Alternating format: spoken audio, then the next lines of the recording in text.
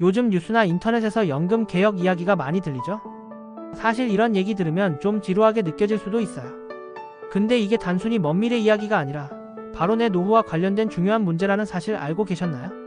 실제로 이번에 정부가 내놓은 연금 개혁안은 보험료율 인상과 소득 대체율 변화 같은 중요한 내용을 담고 있어요. 오늘 그래서는 최근 뜨거운 감자인 연금 개혁에 대해 쉽고 재밌게 파헤쳐 볼게요. 특히 국민연금 가입자라면 놓치면 안 되는 핵심 정보와 우리의 노후가 어떻게 달라질지 정리해 보려고 합니다. 어떤 점이 바뀌고 우리가 꼭 알아둬야 할 건 뭔지 하나씩 살펴볼까요? 1. 왜 이번 연금 개혁이 중요한 걸까? 많은 분들이 연금 개혁 이야기가 너무 딱딱하고 나랑 상관없는 이야기처럼 느껴질 수 있어요. 근데 이번 개혁안은 우리 모두의 미래와 직결된 문제랍니다. 현재 노령층은 물론 2030세대의 노후까지도 영향을 미칠 수 있거든요. 특히 고령화와 저출산 문제가 심각해지면서 연금 재정에 대한 우려가 점점 커지고 있어요. 지금 대책을 마련하지 않으면 2056년쯤 국민연금 기금이 고갈될 가능성이 있다는 분석도 나왔어요. 우리 세대가 더 많은 보험료를 내야 하고 자칫하면 받을 수 있는 돈이 줄어들 수도 있는 상황인 거죠.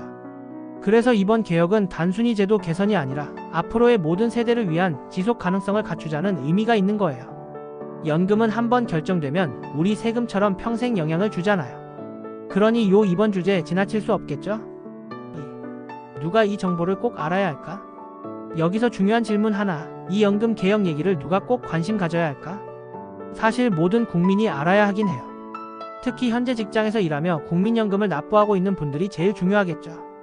어린 자녀들이 있으신 부모님들도 관심을 가지셔야 해요. 자녀들의 미래 부담을 줄이기 위해 지금 세대가 더 내야 할 수도 있으니까요. 뿐만 아니라 2030 세대, 즉 사회초년생들도 이 내용을 자세히 알아야 해요.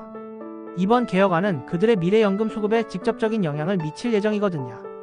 퇴직을 앞둔 5060대 분들도 자신이 받을 연금액이 얼마나 달라지는지 체크해야겠죠? 그리고 기초연금이나 퇴직연금에 기대고 계신 분들도 연금개혁 결과에 영향을 받을 수 있습니다. 결과적으로 이번 개혁은 연령대를 막론하고 우리 모두의 관심 주제가 될 수밖에 없는 거예요. 3. 지금까지 연금에는 어떤 변화가 있었을까? 연금 제도는 한번 설계되면 계속 사용하는 게 아니고요. 시대에 따라 바뀌어야 해요. 국민연금은 1988년에 처음 도입되었어요. 이후 1998년과 2007년 두 차례 개혁을 거쳤답니다. 1998년에는 IMF 경제위기 여파로 보험료율과 수급 조건이 조정됐어요. 이후 2007년엔 소득대체율이라는 용어가 등장했는데요. 연금으로 받는 금액의 기준이 되는 이 비율도 낮춰지는 방향으로 개혁된 거예요. 현재는 소득대체율이 40% 정도로 설정되어 있는데 내년부터는 조금씩 단계적으로 인상하려는 계획이 포함되어 있어요. 통계를 보면 한국의 노인 빈곤율이 OECD에서 높은 편이에요. 이 상황을 해결하려면 연금을 더 강화해야 한다는 목소리가 나오고 있어요. 반면 재정적 지속 가능성도 무시할 수 없기 때문에 보험료율을 조정하는 논의는 필수였던 거죠. 4. 이 개혁이 우리에게 미치는 긍정적 효과와 걱정거리들. 연금 개혁은 장점과 단점을 동시에 가지고 있어요. 우선 긍정적인 점은 이번 개혁으로 연금 기금의 안정성이 높아질 가능성이 있다는 거예요.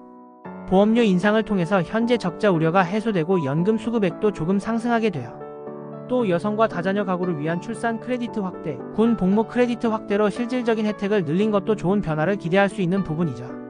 반면 단점도 있어요. 보험료율이 인상되면 경제적 부담이 늘어나기 때문에 당장 소득이 높지 않은 사람들에게는 큰 걱정거리가 될 수 있어요. 특히 청년층 입장에서는 납부 부담은 늘어나는 반면 미래에 과연 안정적으로 돌려받을 수 있을지 불확실하다는 불만이 나올 수 있겠죠. 이런 점에서 장기적으로 재정 안정성과 혜택 간의 균형을 맞추는 거 진짜 필요한 숙제일 거예요. 실생활에서 연금 개혁을 어떻게 활용해야 할까? 이번 개혁안을 통해 우리가 할 수 있는 첫 번째는 자신이 가입한 국민연금 내역을 꼼꼼히 확인하는 거예요. 현재 내가 얼마나 납부했는지, 그리고 미래에 받을 예상 연금액이 얼마인지 국회나 보건복지부 웹사이트에서 쉽게 확인할 수 있거든요. 두 번째, 연금을 활용한 다양한 노후 설계를 고민해야 해요. 국민연금만 의존하기보다 퇴직연금이나 개인연금을 병행한다면 더 안정적인 노후를 준비할 수 있어요. 세 번째는 보험료율 인상에 대한 대비를 철저히 해야 해요. 예를 들어 소득공제를 적극적으로 활용하거나 예산 운영을 조정하는 식으로 부담을 줄일 방법을 고민해야 하죠. 마지막으로 정부 지원 제도와 혜택을 놓치지 않는 것도 중요해요.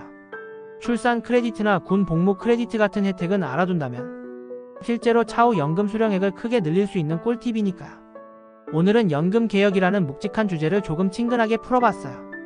국민연금은 우리나라의 노후 보장을 책임지는 중요한 제도 중 하나로 이번 개혁안을 통해 더 나은 방향으로 가려는 노력이 보입니다. 하지만 현실적으로 부담이 늘어나는 점, 그리고 청년층의 불만 같은 부분은 해결해야 할 과제로 남아있어요.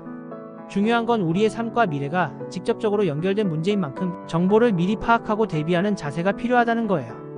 오늘 소개한 내용처럼 연금 내역 확인, 혜택 활용 등 할 수 있는 것부터 차근차근 시작해보세요. 작은 준비라도 나중에 큰 차이를 만들 수 있답니다. 앞으로도 우리 모두가 안정적인 노후를 누릴 수 있도록 제도와 개인이 함께 발전해 나가길 기대해봅니다.